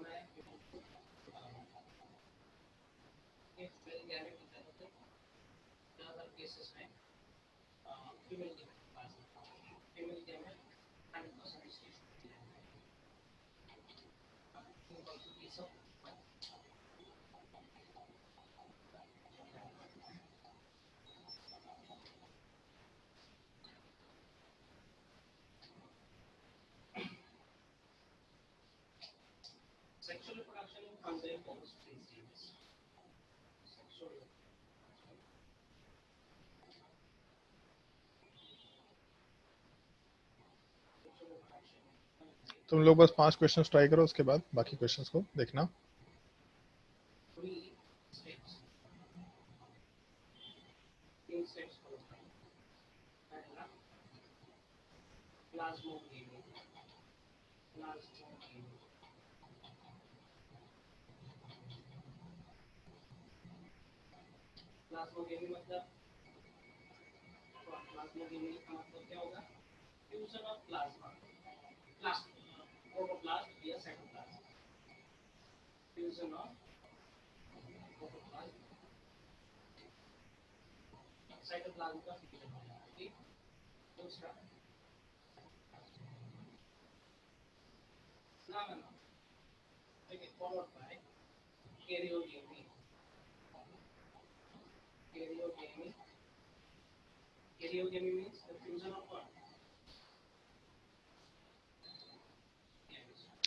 चलो भाई ट्राई करके देखो। क्वेश्चन नंबर 5 तक ट्राई कर लो, 5 के बाद आएगा क्वेश्चन। चलो 5 तक हम डिस्कशन कर रहे हैं। क्वेश्चन नंबर 5 तक के पार्ट में डबल बॉन्ड ब्रेक किया यहाँ पे, और डबल बॉन्ड ब्रेक करने के बाद दोनों कार्बन के ऊपर डबल बॉन्ड ऑक्सीजन अटैच कर दिया। तो प्रोडक्ट वाले पार्ट में आराम से यहाँ डबल बॉन्ड ऑक्सीजन और H, दूसरे वाले केस में भी डबल बॉन्ड ऑक्सीजन और H, मतलब एसिटल डिहाइड का फॉर्मेशन हो जाएगा। ऐसा हम लोग आराम से मेंशन कर सकते हैं। तो कंपाउंड वाले पार्ट में जो प्रोडक्ट बनेगा उसका नाम हम लोग आराम से एसिटल डिहाइड बोल सकते हैं। दूसरे वाले केस में जब डबल बॉन्ड को ब्रेक करेंगे तो यहाँ डबल बॉन्ड ऑक्सीजन का फॉर्मेशन, इसका मतलब ऐसा प्रोडक्ट आराम से बनाया जा सकता है। थर्ड वाले केस में इसको ब्रेक करेंगे तो यहाँ से डबल बॉन्ड ऑक्सीजन का फॉर्मेशन होगा। तो प्रोडक्ट वाले केस में हम लोग के पास एसीटोन का फॉर्मेशन होगा, कॉमन नेम एसीटोन ऐसा बोल सकते हैं। नोमेनक्लेचर वाले पार्ट में प्रोपेन 1 सॉरी प्रोपेन 2 ऑन बोलो या प्रोपेनॉन बोलो, कोई दिक्कत नहीं है, क्योंकि कीटोन है तो इसके अलावा और कहीं पे डबल बॉन्ड ऑक्सीजन लग भी नहीं सकेगा। क्वेश्चन नंबर 4 में दोनों डबल बॉन्ड ब्रेक करेंगे तो दोनों तरफ कार्बन के ऊपर डबल बॉन्ड ऑक्सीजन का एडिशन हो जाएगा। तो प्रोडक्ट वाले पार्ट में जो कंपाउंड जैसा दिख रहा वैसे ही बना दो। तो एक डबल बॉन्ड ऑक्सीजन दिख रहा, दूसरा यहाँ एक लाइन है डबल बॉन्ड ऑक्सीजन दिख रहा, और तीसरे वाले पार्ट में फिर से डबल बॉन्ड ऑक्सीजन दिख रहा। मतलब यहाँ पे कार्बन है, इधर एक कार्बन है, इधर एक कार्बन है, और यहाँ पे भी एक कार्बन वाला पार्ट। तो रिएक्टेंट में टोटल 4 कार्बन थे, तो प्रोडक्ट में भी टोटल 4 कार्बन है। कार्बन खत्म नहीं हो सकता, मतलब बेसिकली 2 मोल CH2 डबल बॉन्ड ऑक्सीजन का फॉर्मेशन और 1 मोल इस कंपाउंड का फॉर्मेशन होना चाहिए। क्वेश्चन नंबर 5 में सारे के सारे डबल बॉन्ड को ब्रेक किया, सारे कार्बन पे डबल बॉन्ड ऑक्सीजन को अटैच करना शुरू किया। तो इस केस में जब सारे कार्बन पे डबल बॉन्ड ऑक्सीजन अटैच करेंगे तो 2 मोल CH2 डबल बॉन्ड ऑक्सीजन का फॉर्मेशन होगा, और उसके अलावा 2 मोल विस्नल डाइहैलाइड का डाइएल्डिहाइड का फॉर्मेशन हो जाएगा। विस्नल का मतलब होता है बगल वाला, ये एक टर्म कॉमनली यूज करते हैं हम लोग, विस्नल। क्वेश्चन नंबर 1 से लेके 5 तक में अगर कोई डाउट है तो पूछो। 5 numbers। Question number 5 question number 5 वाले पार्ट में पहला काम ये देखना है कि जो डबल बॉन्ड है उसको तो ब्रेक करना है। तो यहाँ डबल बॉन्ड ब्रेक किया, तो इस केस में जिन दोनों कार्बन के ऊपर डबल बॉन्ड है उन दोनों कार्बन के बॉन्ड को ब्रेक करके उन दोनों कार्बन के ऊपर डबल बॉन्ड ऑक्सीजन अटैच करो। तो जैसे ऐसा कर लेते हैं, इसको अलग से मेंशन कर रहे हैं, ठीक है।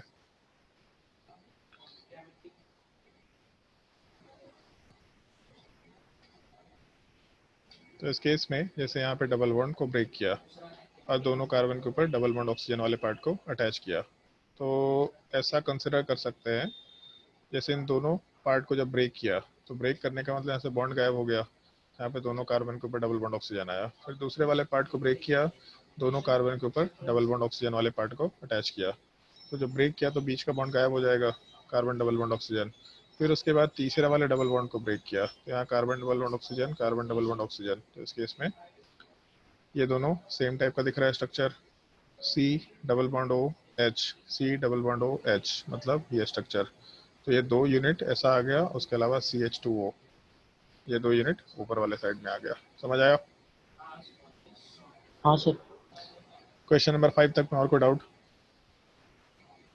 चलो अगर डाउट नहीं है तो क्वेश्चन नंबर 6, 7, 8, 9, 10 ट्राई करके देखो।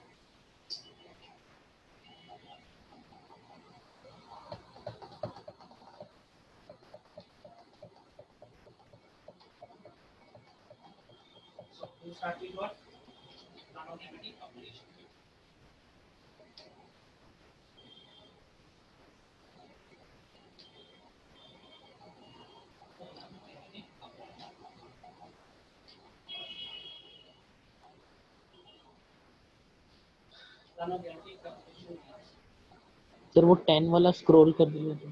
कर रहा है, नोट कर लो, सारे क्वेश्चंस भी नोट कर लो आगे। सर 8 छूट गया सर 9 नंबर 7 नंबर से छूट अबे गया। नालायक आदमी लोग। 7 नंबर से। 7 नंबर। एक सेकंड रुको।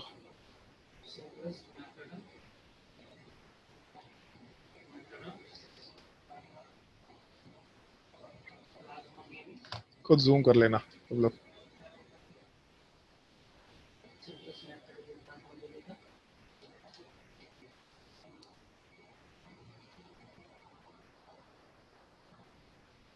सर हाँ, रिंग का अगर डबल बॉन्ड टूटेगा तो वो चेन बन जाएगा, इसे कैसे चेन बन जाएगा?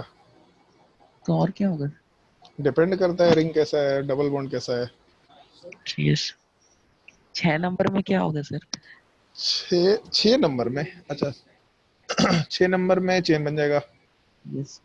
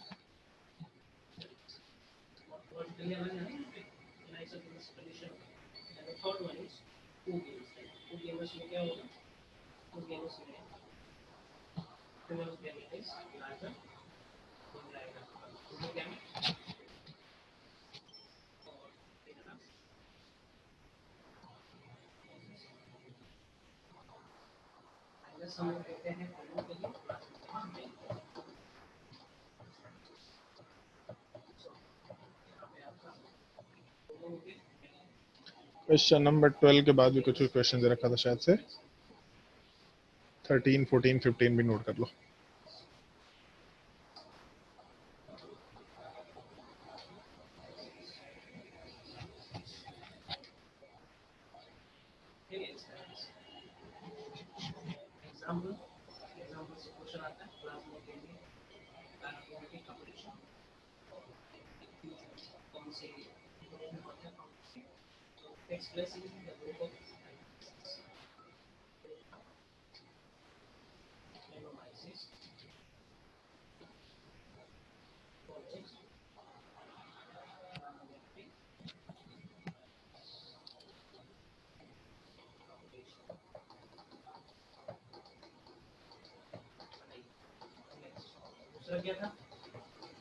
सर 11 दिखा दीजिए।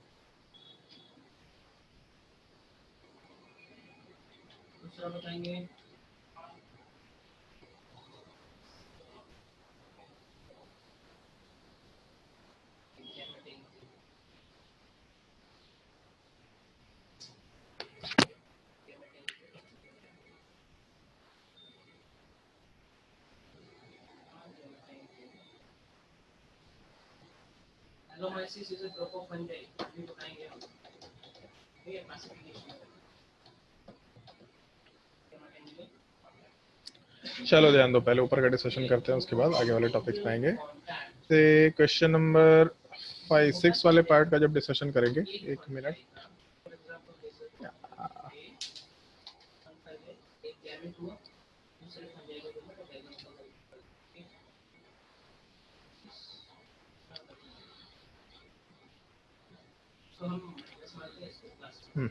क्वेश्चन नंबर 6 वाले पार्ट में जब रिएक्शन कराएंगे तो इस केस में यहाँ से ये डबल बॉन्ड वाला पार्ट ब्रेक करके वहाँ पे दोनों कार्बन के ऊपर डबल बॉन्ड ऑक्सीजन अटैच करना है।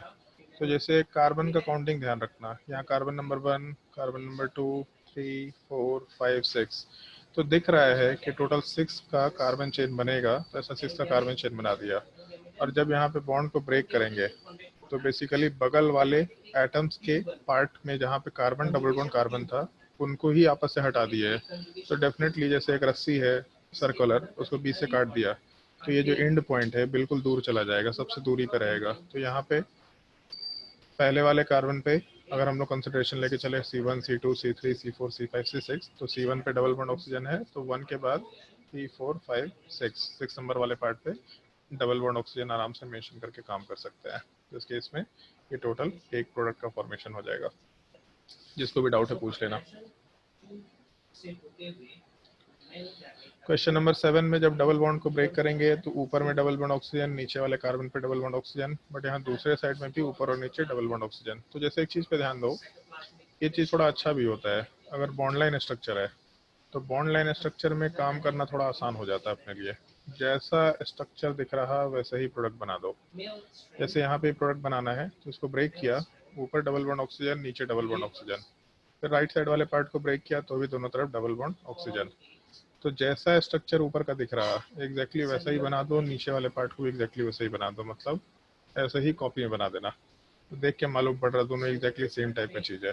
तो अगर दोनों सेम टाइप का चीज़ है तो यही अपना प्रोडक्ट कंसिडर करके छोड़ सकते हैं। अगर ज़्यादा डिटेल में बनाना है तो ऐसा लिख सकते थे, बट अदरवाइज ऑप्शन में जैसा चीज़ दे रखा होगा, अगर बॉन्ड लाइन स्ट्रक्चर तो बॉन्ड लाइन के हिसाब से काम कर लेंगे, अगर नॉर्मल कार्बन चेन का स्ट्रक्चर तो कार्बन चेन के हिसाब से काम कर लेंगे। क्वेश्चन नंबर 8 वाले पार्ट में यहाँ डबल बॉन्ड ब्रेक करके डबल बॉन्ड ऑक्सीजन लगाएंगे, इसको ब्रेक करके डबल बॉन्ड ऑक्सीजन लगाएंगे, इसको ब्रेक करके डबल बॉन्ड ऑक्सीजन लगाएंगे, इसको ब्रेक करके दोनों तरफ डबल बॉन्ड ऑक्सीजन का फॉर्मेशन करेंगे। तो एक चीज देखो यहाँ पे, सबसे लेफ्ट साइड में जब इसको ब्रेक करेंगे तो CH2O का फॉर्मेशन, सेकेंड वाले पार्ट को ब्रेक करेंगे तो भी CH2O का फॉर्मेशन, थर्ड वाले पार्ट को ब्रेक करेंगे तो भी CH2O का फॉर्मेशन, और सबसे राइट साइड वाले पार्ट को ब्रेक करेंगे तो भी CH2O का फॉर्मेशन। मतलब बेसिकली 4 मोल CH2O का फॉर्मेशन होना है, पहला चीज। उसके बाद बाकी पार्ट को तो वैसे का वैसे ही छोड़ रखे हम लोग। मतलब ये जो कार्बन चेन है, इस चेन में केवल यहाँ का कार्बन, जिसको ब्लू से मार्क कर दे रहे हैं या रेड से मार्क कर देते हैं, केवल ये जो सबसे राइट साइड वाला कार्बन है ये ब्रेक करके हट जा रहा है। सबसे लेफ्ट वाला जो कार्बन है केवल ये ब्रेक करके हट जा रहा है। बट बीच का जो चारों कार्बन, ये 4 पार्ट, ये चार भी नहीं, सॉरी 5 कार्बन है यहाँ पे। बीच का जो 5 कार्बन है ये आपस में इंटैक्ट है, ये कहीं से ब्रेक नहीं हो रहा। तो इस केस में 5 कार्बन अपने पास दे रखा, जिसमें पहले वाले पे डबल बॉन्ड ऑक्सीजन है, लास्ट वाले पे डबल बॉन्ड ऑक्सीजन है, और उसके अलावा सेकेंड वाले पे डबल बॉन्ड ऑक्सीजन है, और उसके अलावा फोर्थ वाले पार्ट पे फिर से डबल बॉन्ड ऑक्सीजन है। तो एक ये प्रोडक्ट कंसिडर कर सकते हैं। तो 4 मोल फॉर्मल्डिहाइड बनेगा, और उसके अलावा फिर 1 मोल हम लोगों का ये भी कंपाउंड आराम से बन सकता है। क्वेश्चन नंबर 8 में अगर किसी को कोई डाउट है तो पूछ सकते हैं। बस डबल बॉन्ड ब्रेक करके उसके स्ट्रक्चर को रिलेट करते जाना है। जैसा स्ट्रक्चर दे रखा होगा बॉन्ड लाइन में वैसा ही सीधा बना दो ताकि हेडेक ना हो। जैसे क्वेश्चन नंबर 9 की अगर बात करें तो यहाँ से डबल बॉन्ड को ब्रेक करके यहाँ डबल बॉन्ड ऑक्सीजन, इसको ब्रेक करके डबल बॉन्ड ऑक्सीजन। तो देख के मालूम पड़ रहा है सिमेट्रिकल स्ट्रक्चर है। अगर सिमेट्रिकल स्ट्रक्चर है तो प्रोडक्ट बनाना बड़ा सिंपल सा केस होगा।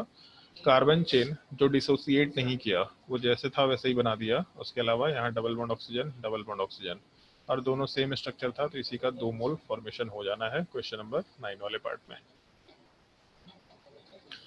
कहीं भी डाउट होता जाएगा तो पूछते चले जाएंगे, कोई दिक्कत नहीं होना चाहिए।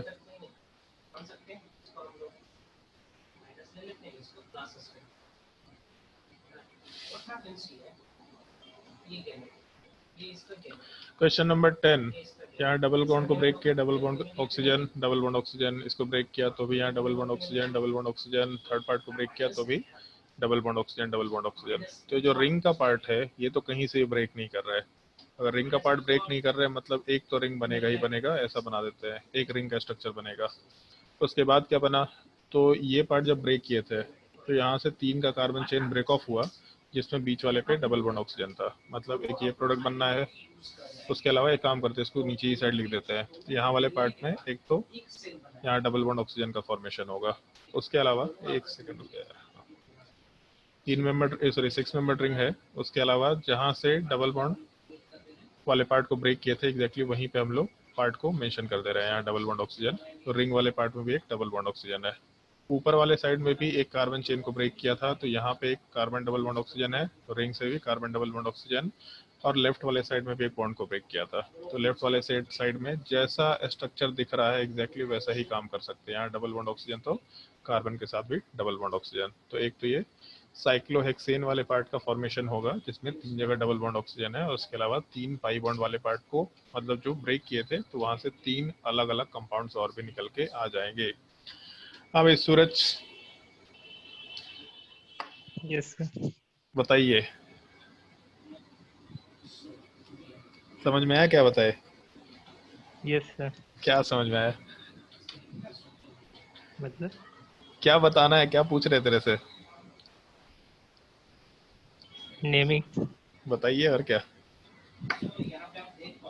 जिसको मार्क किया है उसका नेमिंग बताओ।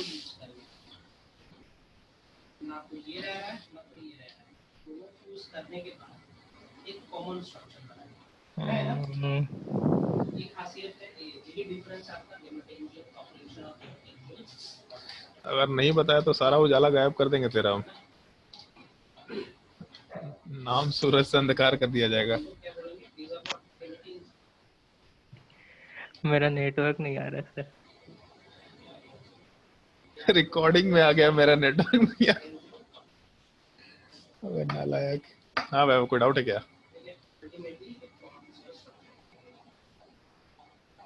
अभिनव बता भाई अभिनव।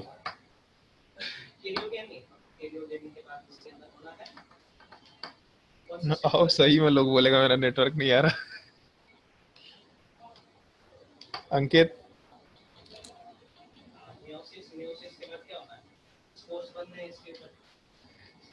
किसी का नेटवर्क नहीं आ रहा ना? अरे यार मीटिंग कैंसिल कर देते हैं, नेटवर्क ही नहीं आ रहा किसी का। सर हम बताएं। हाँ भाई बताओ। साइक्लोहेक्सेन 135 ओल। साइक्लो हेक्सेन हेक्सेन 135 ओल। 135 ओल नहीं ओल नहीं, ओन ओन। ओन ट्रायोन। हाँ ट्रायोन, सॉरी सर, ट्रायोन ट्रायोन ओल।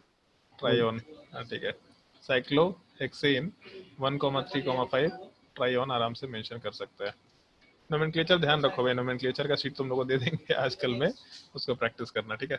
नोमेनक्लेचर में गड़बड़ी नहीं होना चाहिए। चलो क्वेश्चन नंबर 11 की बात करते हैं। जब बेंजीन रिंग होगा तो बेंजीन रिंग में 3 पाई बॉन्ड है, तीनों को ब्रेक किया, तीनों को ब्रेक करके सब पे double bond oxygen double bond oxygen double bond oxygen double bond oxygen double bond oxygen double bond oxygen लगाएंगे तो प्रोडक्ट वाले पार्ट में आराम से ये पार्ट निकल के आ जाना चाहिए। मेरे हिसाब से इसमें कोई दिक्कत किसी को नहीं होना चाहिए। उसके बाद क्वेश्चन नंबर 12 में ये पॉइंट मेंशन किया था तुम लोगों को कि अगर बेंजीन के अलावा कहीं भी डबल बॉन्ड ऑक्सीजन है तो बेंजीन को हाथ नहीं लगाना है, ठीक है। तो इस केस में बेंजीन को अगर हम लोग रिएक्शन में पार्टिसिपेट नहीं कराएंगे तो केवल बाहर वाले पार्ट में बॉन्ड को ब्रेक करके दोनों तरफ डबल बॉन्ड ऑक्सीजन, मतलब एक तो हम लोग के पास बेंजीन के ऊपर CHO का फॉर्मेशन और दूसरा इसके अलावा CH2O का फॉर्मेशन। शिवम इसका कॉमन नेम क्या होगा पहले वाले पार्ट का?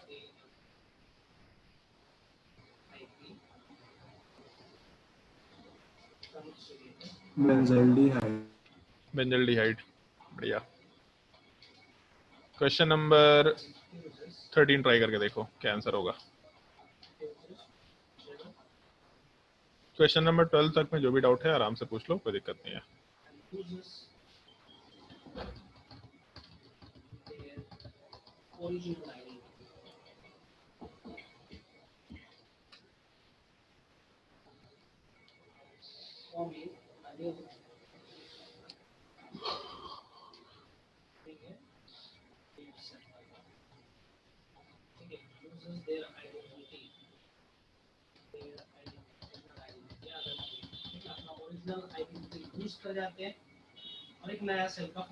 चलो क्वेश्चन नंबर 13 का आंसर हम नीचे बताएंगे, पहले क्वेश्चन नंबर 14 15 का आंसर बता देते हैं। क्वेश्चन नंबर 14 15 ज्यादा आसान दिख रहा है। यहाँ इसको ब्रेक करके डबल बॉन्ड ऑक्सीजन लगा दिया, मतलब प्रोडक्ट में आराम से साइक्लोप्रोपेनॉन का फॉर्मेशन हो जाएगा 2 मोल। और 15 को जब ब्रेक करेंगे तो यहाँ से डबल बॉन्ड ऑक्सीजन, इसका मतलब आराम से प्रोडक्ट वाले पार्ट में ऊपर डबल बॉन्ड ऑक्सीजन जाएगा, नीचे डबल बॉन्ड ऑक्सीजन चला जाएगा। एक काम करते हैं, थोड़ा दिमाग खराब करते हैं तुम लोगों का।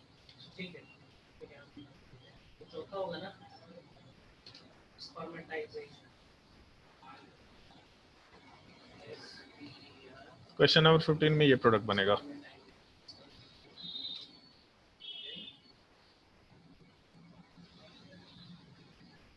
बनेगा जी, जल्दी बताओ। हाँ बनेगा सर। एक्चुअल में दोनों में कोई डिफरेंस नहीं है। कार्बन की काउंटिंग का थोड़ा ध्यान रखना, कार्बन का काउंटिंग मैटर करता है। जैसे कार्बन नंबर 1 है, फिर उसके बाद 2, 3, 4, 5, 6। तो अगर 1 पे डबल बॉन्ड ऑक्सीजन आया है तो 6 नंबर पे डबल बॉन्ड ऑक्सीजन आना चाहिए। दूसरे साइड से भी काउंटिंग कर सकते हैं, मान लो 1 के 2, 3, 4, 5, 6।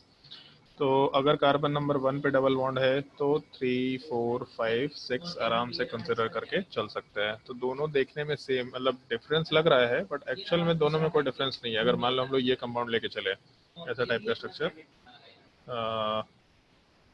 इस टाइप का स्ट्रक्चर लेके चले, तो इन दोनों में कोई डिफरेंस नहीं है, दोनों एग्जैक्टली सेम ही चीज़ है। बस वहाँ है कि पाई बॉन्ड का पोजीशन, मतलब डबल बॉन्ड ऑक्सीजन का पोजीशन चेंज कर दिया, बट अदरवाइज कोई डिफरेंस नहीं है। ठीक है, दोनों एग्जैक्टली सेम प्रोडक्ट है। चलो क्वेश्चन नंबर 13 पे आते हैं। क्वेश्चन नंबर 13 वाले केस में प्रोडक्ट में ऐसा कुछ प्रोडक्ट बनेगा।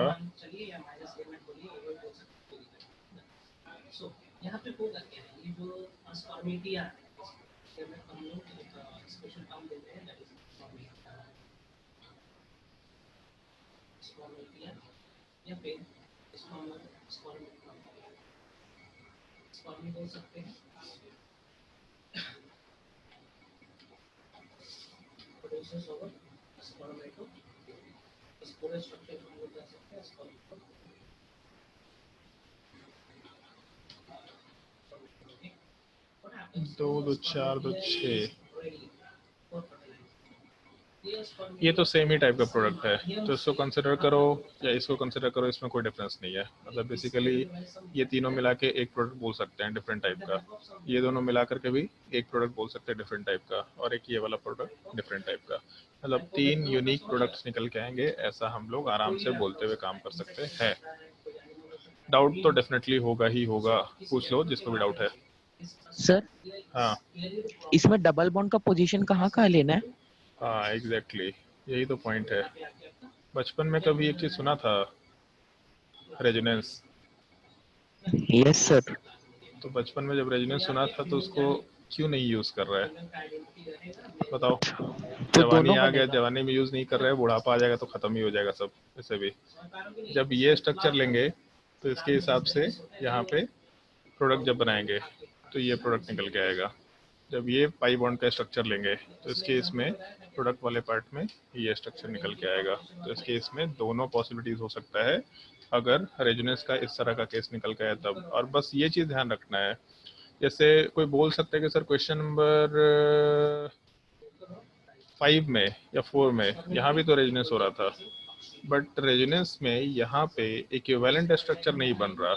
यहाँ पे जो रेजोनेंस हो रहा है इसमें पाई बॉन्ड वाला पार्ट जो डिलोकलाइज होगा वो इस टाइप का स्ट्रक्चर बनाएगा, यहाँ माइनस चार्ज और यहाँ प्लस चार्ज, मतलब बहुत ही अनस्टेबल स्ट्रक्चर आएगा with respect to the given structure. तो मैक्सिमम टाइम पे मॉलिक्यूल इसी फॉर्मेट में रहेगा, तो स्ट्रक्चर भी हम लोग इसी के हिसाब से बनाएंगे। लेकिन जब बेंजीन रिंग होता है तो उसमें सारे के सारे pi bonds exactly same stability के रहते हैं, मतलब दोनों स्ट्रक्चर सिमिलर टाइप के स्टेबिलिटी का है, दोनों में कोई डिफरेंस नहीं है। इसमें तो थोड़ा बहुत डिफरेंस होगा भी, बट अदरवाइज बहुत ज़्यादा वेरिएशन नहीं है। तो दोनों रेजोनेटिंग स्ट्रक्चर अगर इक्विवेलेंट स्टेबिलिटी का है तो इसके वजह से दोनों ही स्ट्रक्चर्स कंसिडर करके दोनों के हिसाब से प्रोडक्ट बनाना पड़ेगा, थोड़ा ध्यान रखते हुए काम करना है। तो इस क्वेश्चन को स्टार मार्क कर लो, 30 नंबर थोड़ा ध्यान रखने लायक क्वेश्चन है। नेक्स्ट क्लास में हम लोग अल्काइन का रेजोनेटिंग स्ट्रक्चर कैसे, मतलब अल्काइन के केस में ओजोनोलिसिस कैसे करा सकते हैं और ऑक्सीडेटिव ओजोनोलिसिस कैसे कराते हैं, इस चीज़ का डिस्कशन करेंगे। उसके अलावा अगर एक प्रोडक्ट दे रखा है, जैसे मान लो ये प्रोडक्ट दे रखा है ये पार्ट, और बोला है कि इस प्रोडक्ट का रिएक्टेंट निकालो, मतलब किस रिएक्टेंट से ये प्रोडक्ट बना होगा ओजोनोलिसिस के टाइम पे, ये आइडेंटिफाई करो। इस चीज़ को हम लोग रेट्रोसिंथेसिस भी बोलते हैं, मतलब ओवरऑल एक टर्म यूज किया जाता है रेट्रोसिंथेसिस। रेट्रोसिंथेसिस मतलब सिंथेसिस का उल्टा, तो जो हम लोग का प्रोडक्ट बना वो रिएक्टेंट वाला पार्ट क्या रहा होगा ये इमेजिनेशन करना होता है। ये काफ़ी डिफिकल्ट चीज़ होता है इमेजिनेशन का पार्ट, बट जब प्रैक्टिस करते हैं तो ये चीज़ अपने आप धीरे धीरे समझ में आती है। जेई एडवांस इसलिए लोग भारी बोलते हैं, उसमें प्रोडक्ट मालूम होता है, रिएक्टेंट नहीं मालूम होता। कभी कभी तो ना प्रोडक्ट मालूम होता है ना रिएक्टेंट मालूम होता है, बस रिएजेंट मालूम होता है, करते रहो अंधेरे में तीर मारते रहो, तो इसलिए चीज़ें डिफिकल्ट फील होती है। बट अगर रिएजेंट्स को ढंग से प्रैक्टिस किया है और बैकवर्ड डायरेक्शन में रिएक्शंस को रेगुलरली करते चले जा रहे हैं, तो ये बहुत मुश्किल पार्ट नहीं होता। तो नेक्स्ट क्लास में हम लोग ये तीनों चीज़ का डिस्कशन कर रहे होंगे। एक पार्ट हम लोगों का अल्काइन का ओजोनलिसिस कैसे होगा, दूसरा ऑक्सीडेटिव ओजोनलिसिस में क्या प्रोडक्ट बनेगा, और तीसरा रेट्रोसिंथेसिस मतलब जो हम लोगों का प्रोडक्ट बना उस क्या रिएक्टेंट से प्रोडक्ट बना होगा, उस चीज़ का हम लोग डिस्कशन करेंगे। तो वैसे एक दो इन्फॉर्मेशन पूछना है हमको। अगर तुम में से किसी का क्लास मतलब 12A वाले स्टूडेंट्स के लिए मोस्टली तुम लोगों का क्लास अगर सुबह के टाइम पे लगाए, लिमिट्स मतलब सॉरी फंक्शन वाले पार्ट का जो बचा हुआ है और सॉल्यूशन का, तो कितने लोगों को दिक्कत है ये बताओ। 12A बैच में सॉल्यूशन थोड़ा सा बचा रह गया था, तो कितने लोगों को दिक्कत है वो टॉपिक का क्लास लगाने में सुबह के टाइम पे? हाथ रेज कर सकते हैं। तो शाम में स्लॉट खाली नहीं हो पा रहा। सर सुबह कितने बजे? सुबह मतलब 10 से 11 बजे के अराउंड, 12 बजे के अराउंड। अच्छा, ऋतिक को दिक्कत है। और मतलब 12 बजे के अराउंड क्लास लगा सकते हैं, 1 बजे 1:30 बजे, मतलब मैक्सिमम हम लोग 1:30 बजे से 2:30 बजे तक ही ऑप्शन रख सकते हैं, उसके बाद नहीं कर सकते क्योंकि 3 बजे से क्लास है। सर हाँ सर 1 बजे के बाद। हाँ, तो 1:30 बजे से क्लास लगा सकते हैं, कोई दिक्कत नहीं। 1:30 बजे से यस क्लास सर, तो स्लॉट खाली रहता है। क्योंकि सर मेरा 7 बजे से 1 बजे तक क्लास चलता है स्कूल का।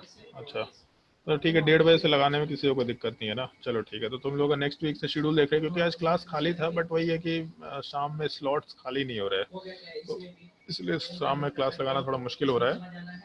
तो नेक्स्ट वीक के शेड्यूल में रहेगा वो चीज़। दूसरा एक और इन्फॉर्मेशन है कि तुम लोग के मतलब हम लोग की टीम में एक फिजिक्स के सर और जुड़ने वाले हैं, राकेश सर नाम है इनका। तो पहले करियर पॉइंट में काम कर चुके हैं, पेस में काम कर चुके हैं, आकाश में काम कर चुके हैं, और अभी सर्वोत्तम क्लासेस में काम कर रहे हैं। मतलब वो बाहर के ही सेंटर्स पे काम किए थे।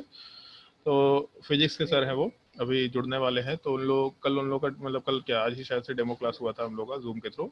तो वही मतलब उनका भी पहला ही एक्सपीरियंस ऑनलाइन क्लासेस वगैरह लेने को, वो लोग बोर्ड पे ही वीडियो लेक्चर अपलोड कर करके डाल रहे थे।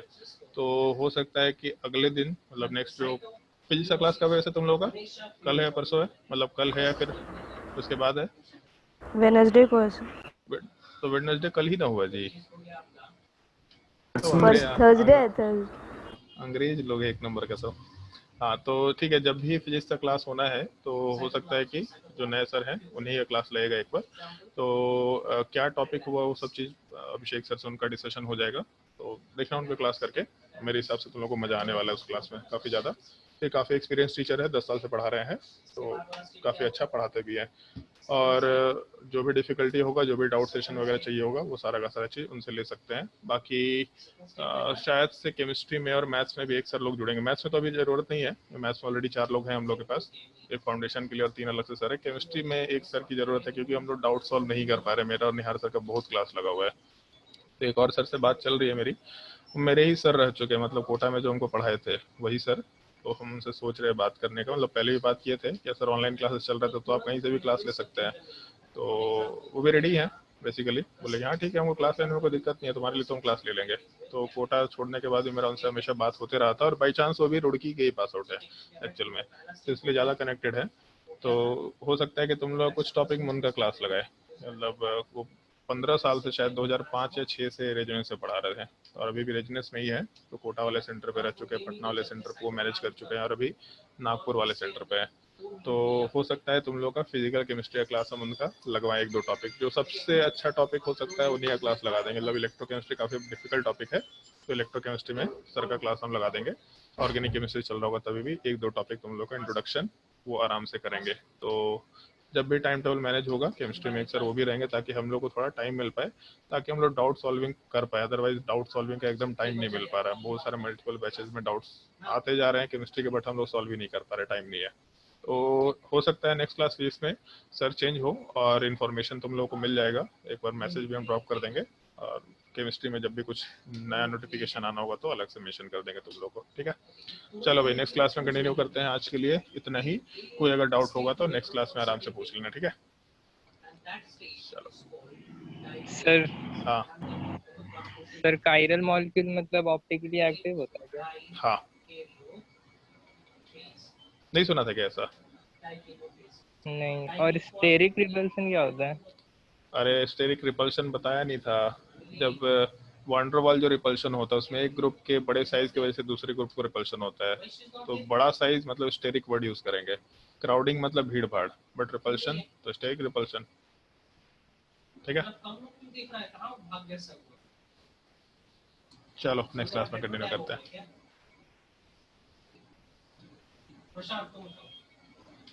सर हाँ, सर अगर स्पेस में सिस ट्रांस कंसीडर करना है किसी मॉलिक्यूल में, अगर कोई दो कार्बन का अलग अलग स्पेस में है तो कैसे करेंगे? तो एक बार फिर से बता क्या बोल रहा है। सर अगर कोई दो कार्बन अलग अलग प्लेन में और दोनों का सिस ट्रांस करना है कंसीडर, तो कैसे करेंगे? जैसे रिंग अलग अलग प्लेन में है तो सिस ट्रांस उसमें आइसोमेरिज्म डिस्कस ही कहाँ कर पाएंगे हम लोग। अगर अलग अलग प्लेन में है तो मॉलिक्यूल ज्योमेट्रिकल इसमें शो नहीं करेगा ना।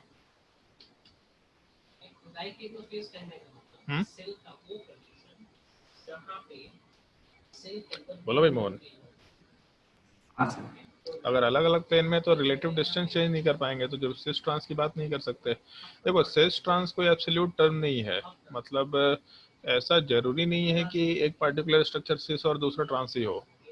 जैसे मान लो कि ऐसा केस दे रखा, एक सबमिशन कर लेते हैं। मान लो ऐसा कुछ केस दे रखा, स्क्रीन दिख रहा है तुम लोगों को? हाँ ठीक है। Yes. जैसे मान लो ये केस दे रखा, 4 मेंबर रिंग है और 4 मेंबर रिंग वाले पार्ट में ए बी सी और डी दे रखा।